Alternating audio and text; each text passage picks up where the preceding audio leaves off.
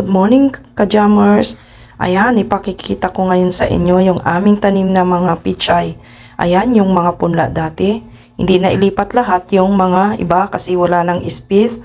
So, ayan o, dyan na lang daw lalaki. Kaya ito yung ibang nilipat. Ayan, pakita ko sa inyo. Tanim ni Father yan. Ayan, salamat Father. Ang sipag niya magtanim. Ayan, o, yan. Yan lang po, maliit na space yan. O, pero malalaki na po sila. Isang linggo pa yan, pwede nang anihin. May mauulam na. Ayan. O, ang haba niyan. Pahaba yan, ka-jammers. Yan. Lumaki na rin yung mga punla. Hindi na nailipat talaga yan. So, ayan po. Meron din dito sa kabila na isang maliit na space. Yan. Ipapakita ko sa inyo. Sandali lang.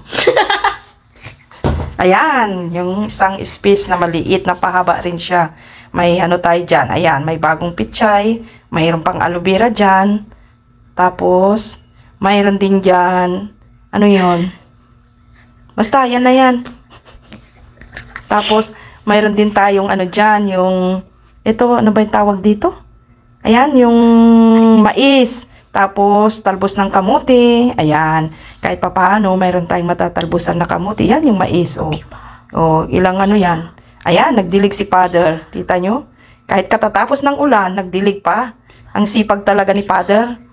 Tapos, ayan. Mayroon pa tayong, ano dyan? Papakita ko sa inyo, may ampalaya. Ayan. May bunga siya. Kahit maliit na puno, ayan, mayroon siyang bunga. Ayan. Yan. Kasipag talaga ni Father. Kaya, kailangan sipag lang ang ating, pagtsatsagaan para pag naani, mayroon tayong aanihin. So, katulad niyan, ayan na yung mga kuha na picture sa ating mga tanim. Ayan. Thanks for watching. Sana nag-enjoy po kayo. God bless us all. Thank you so much mga ka-jammers sa mga support ninyo. Bye-bye. See you later.